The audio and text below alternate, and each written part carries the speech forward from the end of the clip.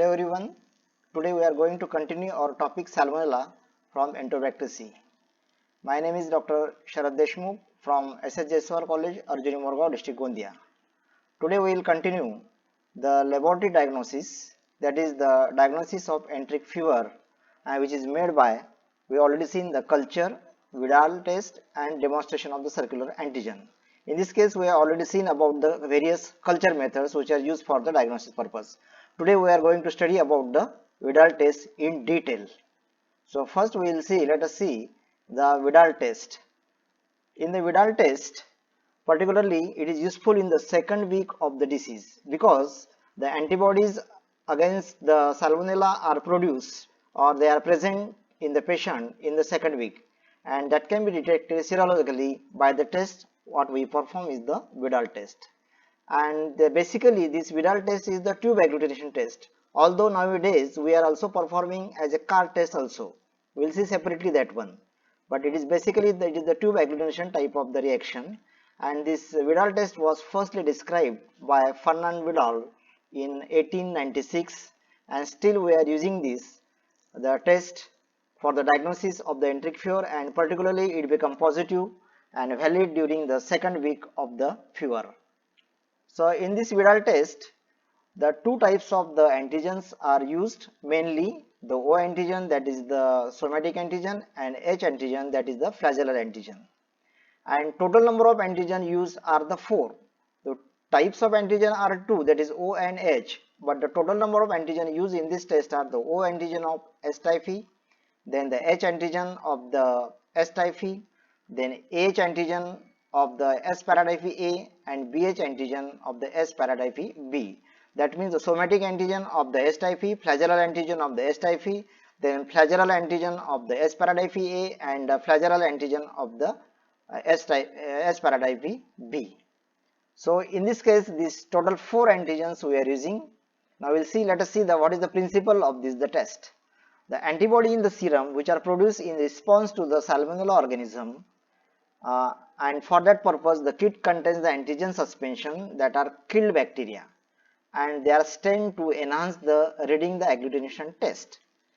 And generally the blue stain antigens are specific to the somatic O antigen, that is the O antigen, and the red stain antigens are specific to the flagellar antigen, that is the H antigen.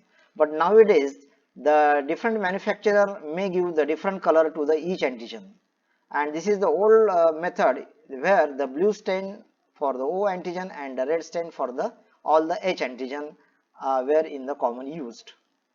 Now in the Vidal test, the main principle of this test is that the homologous antibody which are present in the patient serum, and it will react with the respective antigen in the reagent, and it will give the visible agglutination in the tube, as well as if you perform the card, that will show the clumping on the card. The paratyphoid O antigens are not employed here, we have seen, as they cross react with the typhoid O antibody due to the sharing of the factor 12. Here we have seen only O antigen from the S typhi, and all the H antigen from S typhi, paratyphi A and paratyphi B are used, but not the H antigen, O antigen from the paratyphi species. This is because of the sharing of the component of the O antigen. That's why the antibody produced against the O antigen of the S typhi can cross react with the antigen of the S paratyphi A and O antigen of the S paratyphi B. The O antigen is the somatic antigen and the H antigen is the flagellar antigen. Now in this case, we will also see the details of the preparation of the antigens. Generally it is not discussed nowadays, but we should know some important knowledge about the preparation of the antigen, where the S suspension of the bacteria is prepared by adding the 0.1% formalin to the 24 hours broth culture or saline suspension of an agar culture. It is used for the preparation of the S suspension. For preparation of the O suspension of the bacteria, the organism is cultured on the phenol agar. That concentration should be 1 in 800 of the phenol, because we know that the phenol is inhibiting the flagella, and you will get the suspension of the bacteria without flagella, and that is useful for the preparation of the O antigen, that is the somatic antigen. The standard smooth strains of the organisms are used, that is the S. typhi 901 for this preparation. O and H strains are employed for this purpose. So in this case, the growth is emulsified in the small volume of the saline. It is mixed with the 20 times its volume of the alcohol and heated at 40 to 50 degrees centigrade for 30 minutes, and it is centrifuged. And the antigens are treated with the chloroform as a preservative, and appropriate dyes are added for the easy identification of the antigen. Just we have already seen the specific color antigens are used for O and H type of the antigens. Now in this case, the standard test which is performed is the tube test, and we'll see details about the tube test. In Vidal test, the two types of the tubes were originally used in earlier days, that is the Dreyer's tube, that is with the conical bottom for the H type of the agglutination, and the Felix tube, that is the rounded bottom tubes for the O type of the agglutination. But nowadays the test tube or the Kahn tubes are used having the size 3 by 0.5 ml are common in the use. So they are not using separately Dreyer's and the Felix tube. So round bottom tubes are in the common use nowadays. So let us see about the method, how it is performed. So you have to take the 4 sets of the 8 Kahn tubes or the test tube and label them as 1 to 8. And you have to take the 8 tubes for the each set for O, H, AH and BH antibody detection. And you have to pipette into the tube number 1 of all the sets 1.9 ml of the isotonic saline. Then to each of the remaining tube, that is tube number 2 to tube number 8, add 1 ml of the isotonic saline. To the tube number 1, in each row add 0.1 ml of the serum sample to be tested and mix well. So we have already taken 1.9 ml of the isotonic saline, and then you have to add the 0.1 ml of the serum to be tested, and you have to mix them. And after mixing, then transfer the 1 ml of the diluted serum from the tube number 1 to the tube number 2 and again mix well. Again transfer the 1 ml of the diluted sample from tube number 2 to tube number 3 and mix well, and continue this process or the serial dilution till the tube number 7 in each set of the O antigen, H antigen, AH antigen and BH antigen.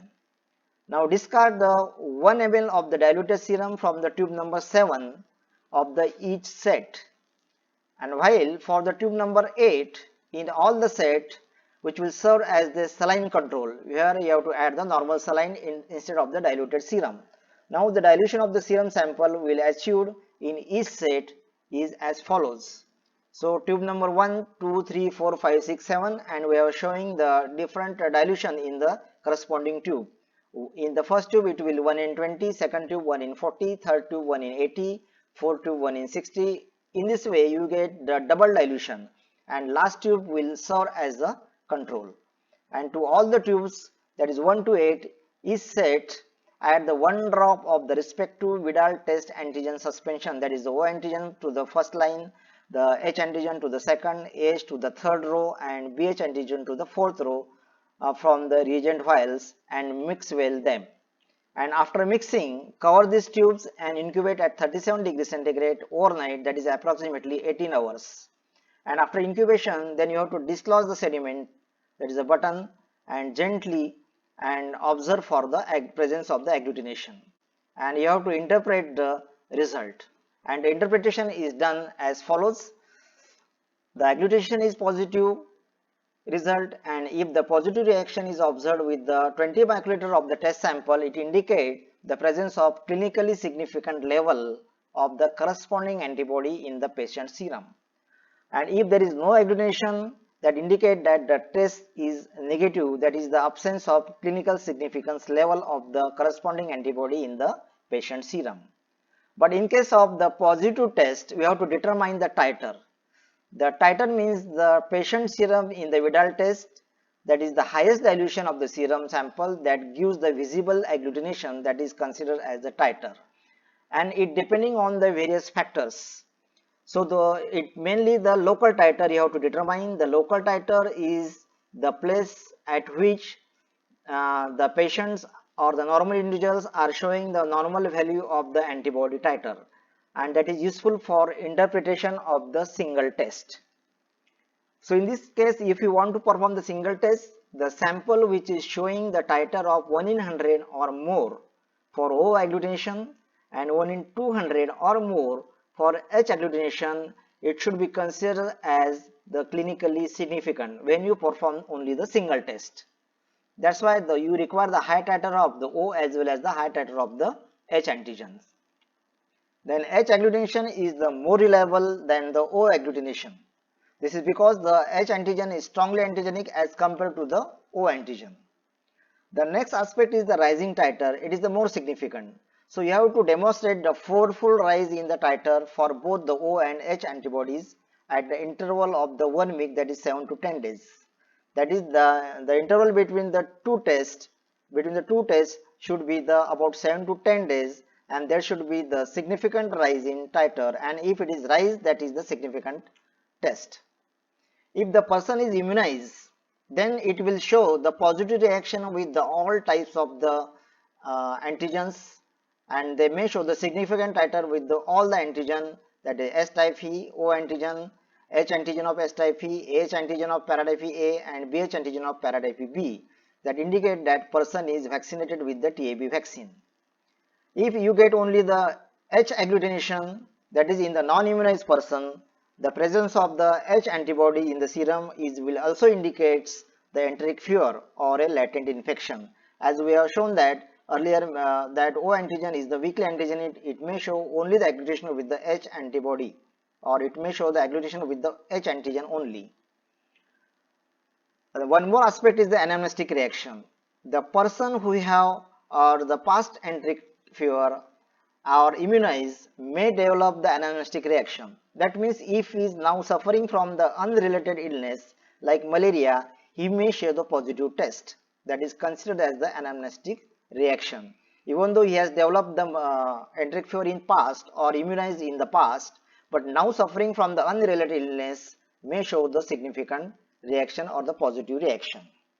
There you may able to see the effect of the treatment on the titer also. Particularly in the treated cases, you will see the low titer even though the person is having the enteric fever. So now let us complete here about the Vidal test. We will see the next aspect, that is the slide test and other diagnostic method, in the next lecture. Thank you.